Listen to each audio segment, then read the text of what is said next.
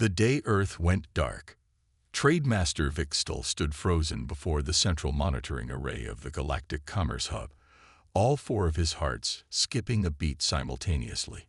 The massive holographic display, showing real-time trade routes across the galaxy, had just developed a conspicuous dark spot where Earth's vibrant network of connections should have been. "Run diagnostics," he commanded, his crystalline appendages clicking nervously against the control panel. This had to be a malfunction. Earth was the galaxy's leading producer of entertainment media, experimental technology, and most importantly, the revolutionary quantum-fold processors that had revolutionized space travel across 17 sectors. The diagnostic results only confirmed his fears. There was no malfunction. Earth had simply stopped. Within hours, the ripple effects began. On the luxury cruise liner Star's Embrace, 3,000 wealthy Zentarians riot when they learned their beloved human reality show Keeping Up with the Kardashian Clones would no longer be broadcasting. In the Andromeda Medical Center, doctors scrambled to find alternatives for the human-designed nanobots that had become essential to modern medicine. Ambassador Naira of the Collective Worlds Council received the news during her morning meditation. Her aide, typically stoic, burst into her chamber with such urgency that his bioluminescent patterns were practically strobing. "Earth has gone dark," he announced, his translator struggling to maintain composure. "All communications, trade signals, everything, just ceased." Naira's outer membrane rippled with concern. She had spent decades studying humans, fascinated by their peculiar mix of chaos and innovation. "Contact the Terran embassy," she ordered, already knowing it would be futile. The embassy's quantum channels had fallen silent along with everything else. In the Orion Military Command, General Krastul watched the situation with growing unease. Humans had always been unpredictable, but this was unprecedented. His species had fought alongside Earth forces during the Swarm Wars, and he had learned to respect their tactical creativity. This silence felt deliberate, calculated. "Deploy stealth probes," he growled to his command staff. "I want eyes on every major human settlement, from their lunar colonies to their deepest oceanic habitats." The probe's reports only deepened the mystery. Earth's infrastructure appeared intact. Power grids hummed, automated systems continued their programmed routines, and the planet's defense grid remained active. But there was no sign of human activity. No transmissions, no space traffic, no electromagnetic chatter. It was as if humanity had simply vanished while leaving everything running. In the prestigious Galactic University on New Alexandria, Professor Tellura's xenosociology class descended into chaos as students from 100 different species debated theories. The hive mind collective insisted humans had achieved collective consciousness and abandoned physical form. The quantum theorists argued they had shifted into a parallel dimension. The eternal pessimists claimed this was the prelude to an invasion. On the bustling trading station Nexus 7, information broker Zix watched his screens with growing fascination. His neural network processed thousands of data streams, searching for patterns. Human entertainment media had abruptly stopped midstream across the galaxy. Their stock market had frozen. Their automated defense systems continued to function, preventing any close investigation of the planet. They knew this was coming. Zix muttered to himself, his cybernetic implants whirring as they processed the timing. The silence had fallen with impossible precision, every human system going dark within the same microsecond. This wasn't chaos. It was coordination on a scale that should have been impossible for such an individualistic species. As the first day of silence stretched into the second, the Galactic Council convened an emergency session. Representatives from 300 species gathered in the Grand Chamber, their voices mixing in a cacophony of concern and speculation. High Counselor Venra, her ancient form hovering above the assembly, called for order.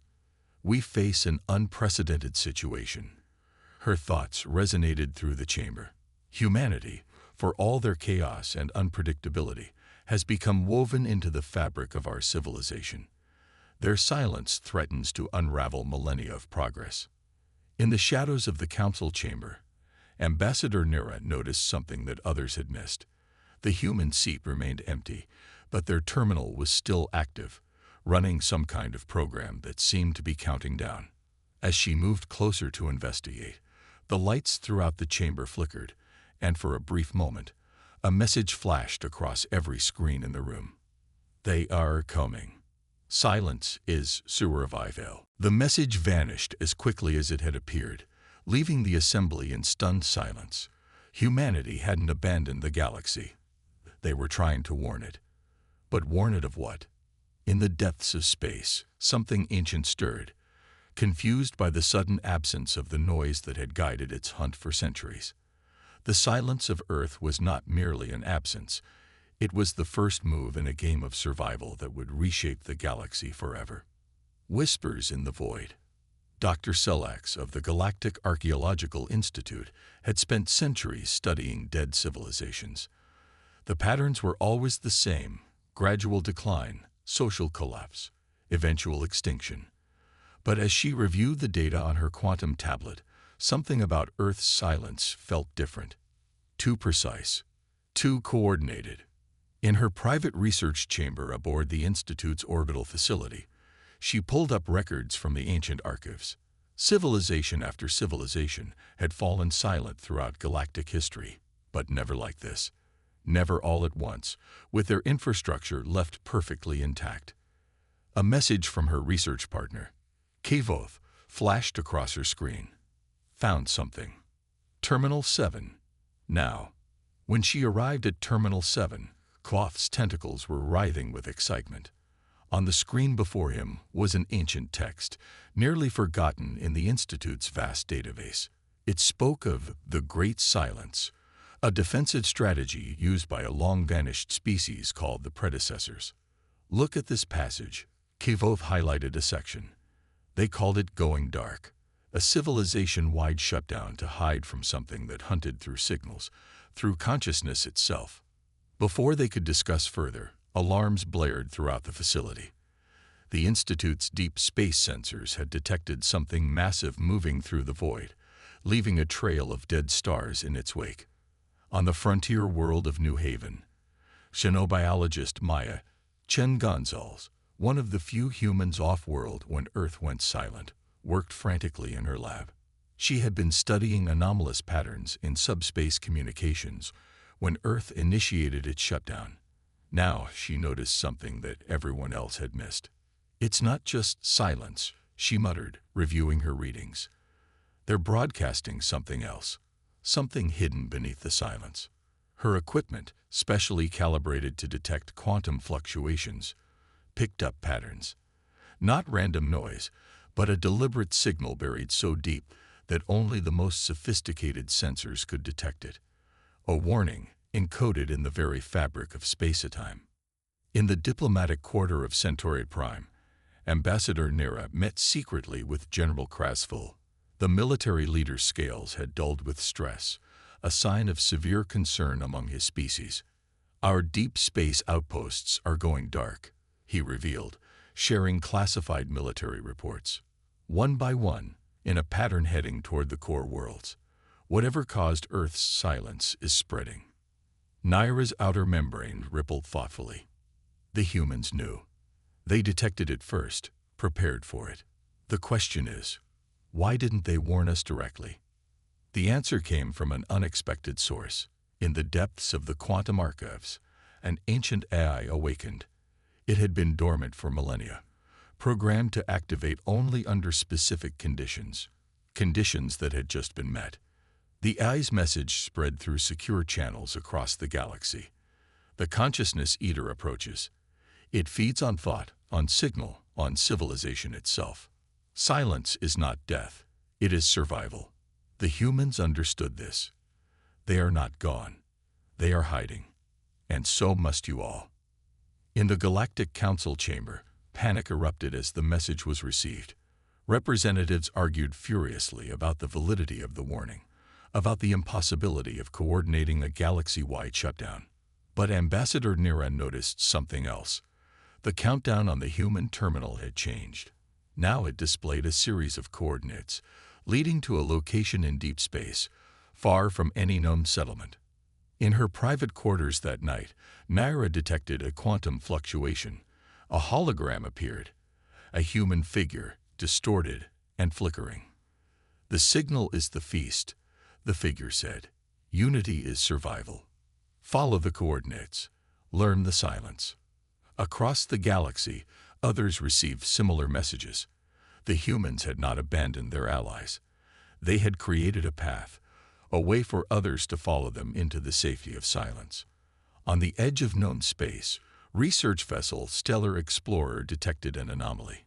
Captain Zara Reed, another stranded human, recognized patterns in the void, patterns that matched theoretical models she had studied back on Earth. "They're building something out there," she realized, studying the quantum readings. Something massive, something that could change everything. But time was running out. The entity that fed on consciousness was approaching populated space, drawn by the panic and chaos its presence had caused. Every transmission, every quantum signal, every FTL communication became a beacon drawing it closer. In the Galactic University's secure bunker, Professor Tulera made a breakthrough in decoding the human's hidden quantum messages. What she found stunned her: detailed instructions for a coordinated galaxy-wide shutdown, and something else: plans for a weapon or a shield that could only be built in absolute silence. The humans hadn't just hidden themselves. They were preparing for a fight. But first, they needed the galaxy to learn the art of silence, to understand that sometimes survival meant stepping back into the dark. As the second week of Earth's silence began, more worlds started to follow their example. Signals ceased, communications went dark, and in the void between stars, humanity's true plan began to take shape. The Hunter emerges. The first clear image of the entity came from a dying research station in the Outer Rim. For 3 brief seconds, before the station went dark forever, its quantum cameras captured something that defied comprehension. A vast, shifting mass of void-black tendrils that seemed to both exist and not exist simultaneously, bending reality around it like a grotesque origami of space-time. In the secure command center of the Galactic Defense Force, Admiral Xanthor watched the footage for the 100th time. It doesn't just consume consciousness, he realized, his crystalline form dimming with dread. It devours the very concept of existence itself. The entity had been dubbed the Void Weaver by surviving witnesses.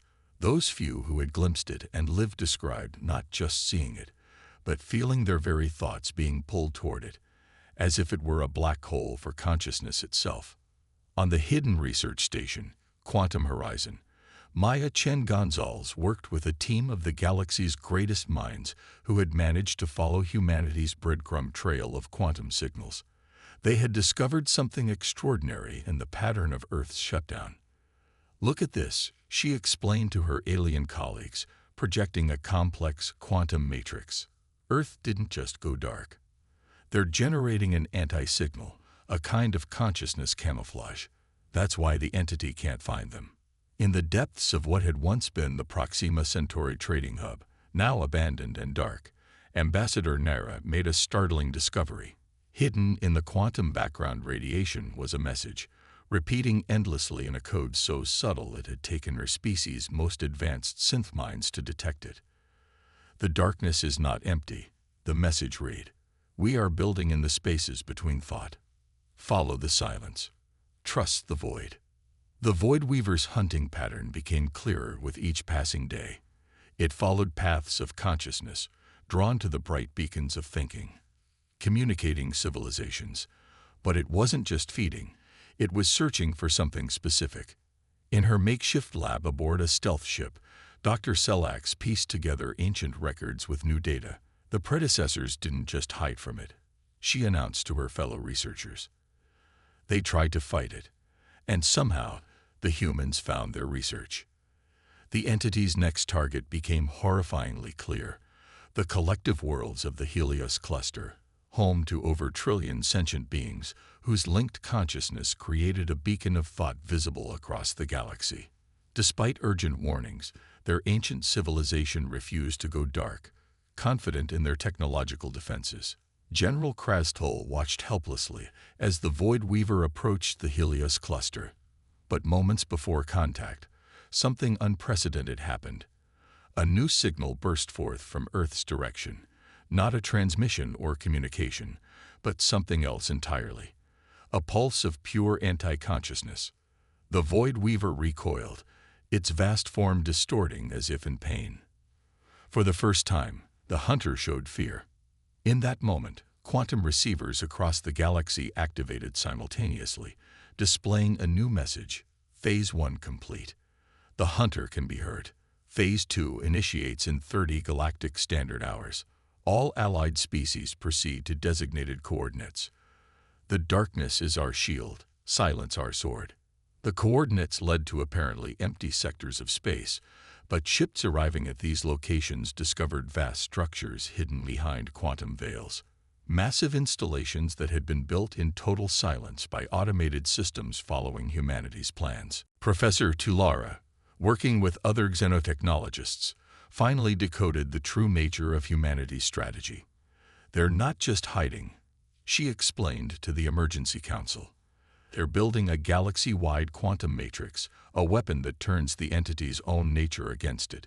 But it required absolute silence to construct. The slightest signal would have drawn its attention too soon. In the Galactic Council's secure bunker, now operating in near-total silence, Ambassador Naira received one final message from her human contacts.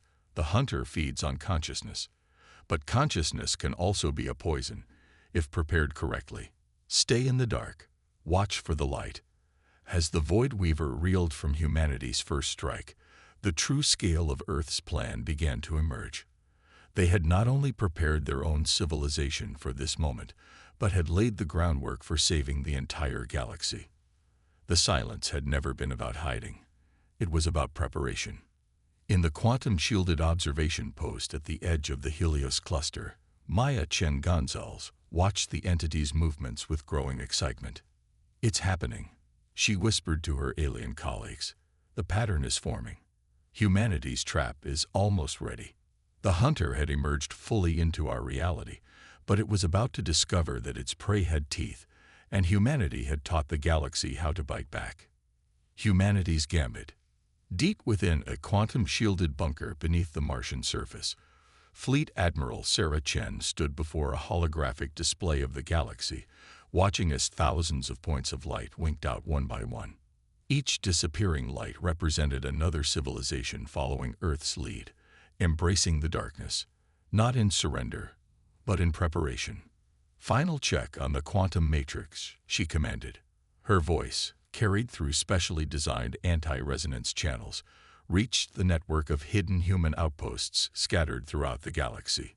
Humanity had spent decades preparing for this moment, building in secret while maintaining their facade of chaotic, disorganized expansion. The response came back through quantum-encrypted channels. Matrix nodes 1 through 10,000 operational. Consciousness redirection fields at 97% capacity. The trap is ready. In the abandoned ruins of the Helios cluster's capital, Ambassador Naira worked with a small team of survivors, setting up the final pieces of humanity's mysterious quantum devices. The machines, elegant in their complexity, pulsed with a strange anti-light that seemed to bend shadows around them. The humans didn't just study the Void Weaver, she explained to her team as they worked. They studied its hunting patterns, its feeding habits. They realized it doesn't just feed on consciousness. It feeds on the quantum echoes of thought itself. Across the galaxy, in locations carefully chosen through decades of secret research, similar teams worked in perfect silence. Each installation was part of a vast web, a trap laid with infinite patience and precise calculation. On the edge of known space, Captain Zara Reed's stealth vessel tracked the Void Weaver's movements. The entity had grown cautious since humanity's first strike, its vast form rippling with what almost seemed like uncertainty. It was hunting still, but now it was also being hunted. All ships in position, her quantum display confirmed. The combined fleets of 17 species waited in the darkness, their engines cold, their consciousness dampened by human-designed quantum fields. Each ship carried a piece of humanity's master weapon. In her hidden laboratory, Maya Chen Gonzalez made the final adjustments to the quantum consciousness inverter, the culmination of humanity's research into the nature of thought itself. "We couldn't warn anyone directly," she explained to her alien colleagues. "The entity doesn't just hunt physical signals. It hunts knowledge. The very act of understanding its nature draws its attention." The Void Weaver suddenly changed course, moving with purpose toward a specific sector of space. It had detected something, a consciousness so bright, so tempting, that it couldn't resist. "It's taken the bait," Admiral Chen announced through the secure quantum network. Humanity's greatest gambit was underway. In carefully coordinated silence, thousands of ships activated their quantum devices. Each one generated a specific frequency of conscious energy, creating a pattern that the humans had discovered in ancient predecessor ruins, a pattern that would prove irresistible to the entity. The Void Weaver rushed toward the apparent feast, its vast form stretching across light years. But as it moved to feed, the trap began to close. Each quantum device activated in sequence, creating a cascade of consciousness that wasn't meant to feed the entity, but to bind it. In the Galactic Council's emergency bunker, Professor Tilera watched the quantum readings with growing excitement. The humans discovered that the entity exists in a quantum state between consciousness and void. She explained to the assembled leaders, "By forcing it to fully manifest in our reality." She didn't need to finish. On every quantum display across the galaxy, they could see it happening. The Void Weaver, drawn by the irresistible pattern of consciousness, was being pulled fully into normal spacetime. Admiral Chen's voice crackled across the quantum network. "All ships, full power to your quantum inverters. Phase 3 begins now." The entity realized the trap too late. The consciousness it had pursued wasn't just a feast, it was a chain, each quantum device linking with the others to create a cage of pure thought. The hunter found itself hunted, trapped by the very consciousness it had sought to devour. In that moment, humanity revealed its true mastery. The quantum matrix wasn't just a trap, it was a transformation engine. The same technology that had allowed them to hide their consciousness could now be used to weaponize it. "We didn't just learn to hide from it," Maya Chen Gonzalez announced as she activated her station's quantum core. "We learned to fight it with its own weapons. Consciousness against void, thought against entropy, the ultimate battle for existence itself." As the quantum matrix reached full power, the galaxy held its breath in perfect silence, watching as humanity's years of preparation finally came to fruition. The hunter was about to learn why humans had always been the most dangerous prey. Light in the dark. The galaxy held its breath as the quantum matrix reached full power. The Void Weaver, trapped in the lattice of consciousness-turned weapon, writhed in dimensions beyond normal comprehension. But humanity's trap was only the beginning. Admiral Sarah Chen's voice resonated through the quantum network. "All ships, initiate consciousness pulse sequence, just as we practiced. Remember, we're not just fighting for Earth, we're fighting for every thinking being in the galaxy." Across thousands of ships, crews of different species worked in perfect harmony, their minds protected by human-designed quantum shields. Each vessel contributed its part to the greater whole, transforming the very fabric of spacetime into a weapon. In her laboratory at the heart of the quantum matrix, Maya Chen Gonzalez monitored the readings with fierce concentration. "The entity isn't just trapped," she announced to the gathered representatives of 17 species. "It's being transformed. Every consciousness it ever devoured is still there, preserved in its quantum structure. We're not just stopping it, we're freeing its victims." The Void Weaver's form began to fracture, tears of light appearing in its darkness. From these wounds, streams of conscious energy emerged, the thoughts, memories, and beings it had consumed over millennia, preserved in its quantum matrix. Ambassador Naira, watching from the command center, felt the gravity of the moment. The humans knew this was possible, she realized. They didn't just build a weapon. They built a rescue mission. The entity fought back with desperate fury. Tendrils of void stuff lashed out at the quantum matrix, threatening to shatter the carefully constructed cage. But humanity had prepared for this too. "Initiate Phase Omega," Admiral Chen commanded. Across the galaxy, hidden quantum transmitters activated, creating a new pattern of consciousness. Not a trap this time, but a key. The key to understanding what the Void Weaver truly was.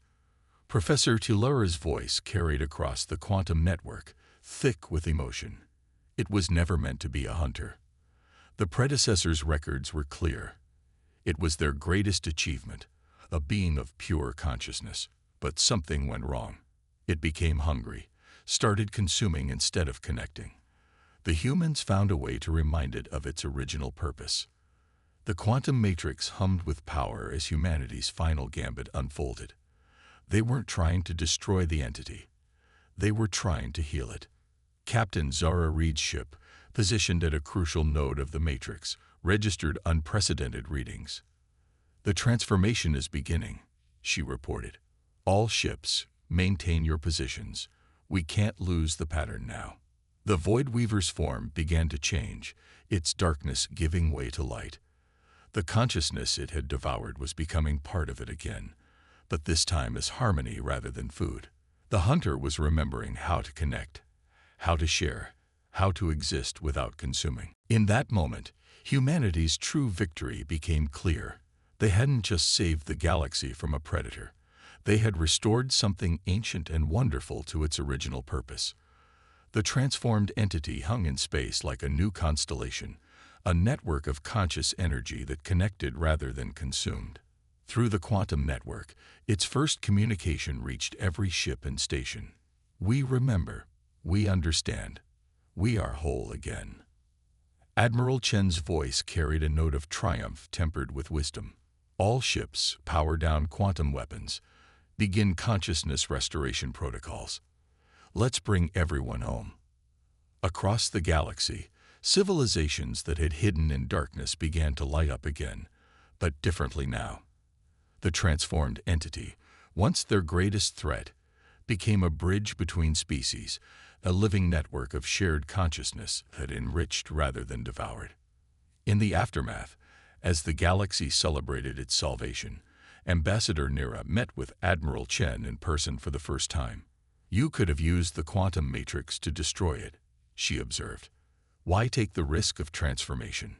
Chen's smile held both pride and humility. "Because that's what humans do. We don't just survive. We understand. We don't just fight. We transform. And we don't just save ourselves.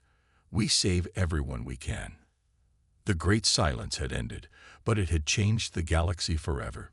Humanity had proved itself not just through strength or technology, but through understanding, preparation, and the wisdom to see that even the darkest hunter could be brought back to the light. As ships from Earth finally emerged from their hiding places, re-establishing contact with the galaxy, they brought with them not just relief, but a new era of possibility. They had faced the darkness not by becoming darker, but by learning to shine in a different way. The transformed entity, now called the Consciousness Nexus, became a symbol of this new age, a reminder that even the greatest threats could be transformed through understanding, and that in the vastness of space, intelligence, empathy, and unity were the strongest weapons of all. Humanity had not just survived. They had shown the galaxy a new way to thrive. In the end, their greatest victory wasn't defeating the hunter, but transforming it into a guardian, turning an agent of entropy into a force for connection and growth. As the lights of civilization blazed anew across the galaxy, they shone with a different quality, wiser, more connected, more aware of the deep bonds that united all conscious beings. The silence had ended, but its lesson would echo through the ages. In the face of darkness, humanity's greatest strength was not its ability to fight, but its capacity to understand, to transform, and to bring light to the void.